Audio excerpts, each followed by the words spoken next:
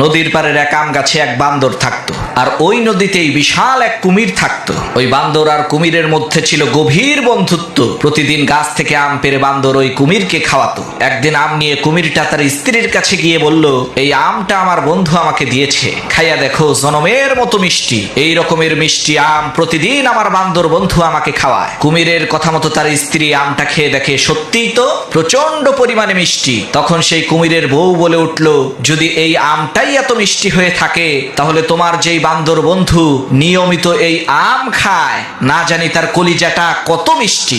আমি কিছুই বুঝি না, যে কোনো মূল্যেই হোক আমাকে ওই বান্দরের কলিজাটা তুমি এনে দিবা। বউয়ের এই কথা শুনে পরের দিন কুমিরটা বান্দরের কাছে যেয়ে বলল, ভাই বান্দর, তোমার ভাবি তোমাকে দাওয়াত দিয়েছে। গতকালকে তোমার আর আমার গভীর বন্ধুত্বের আলোচনা শুনে সে বলেছে, বান্দর তোমার এত ভালো একজন বন্ধু, তাহলে একদিন তাকে আমাদের বাড়িতে নিয়ে এসো। কুমিরের এই কথা শুনে বান্দর কোনো কিছু না ভেবে এক লাফে কুমিরের পিঠে এসে বসলো আর বলল, চলো আজকে ভাবির হাতের রান্না খাবো। চলতে চলতে নদীর মাঝখানে যাওয়ার পর কুমির বলে উঠলো, ভাই বান্দর, আসল কথা হলো তোমার ভাবি তোমার কলিজাটা খেতে চায়, এ কারণেই আমি তোমাকে নিয়ে যাচ্ছি। কুমিরের এই কথা শুনে বান্দর ভয় পেয়ে গেল, কিন্তু সে হাই হুতাশ না করে হেসে দিয়ে বলল, আরে ভাই, এই সামান্য একটা বিষয় তুমি আমাকে আগে বলবা না?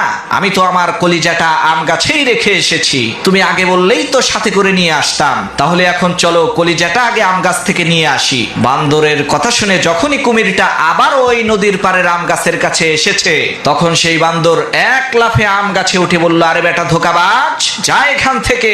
আমি তোর উপরে ভরসা করেছি, তোকে মহব্বত করেছি, আর তুই আমার সাথে এত বড় ধোঁকাবাজি করলি। প্রিয় বন্ধুগণ, আজকাল এই দুনিয়ার পরতে পরতে ধোঁকাবাজ লুকিয়ে আছে।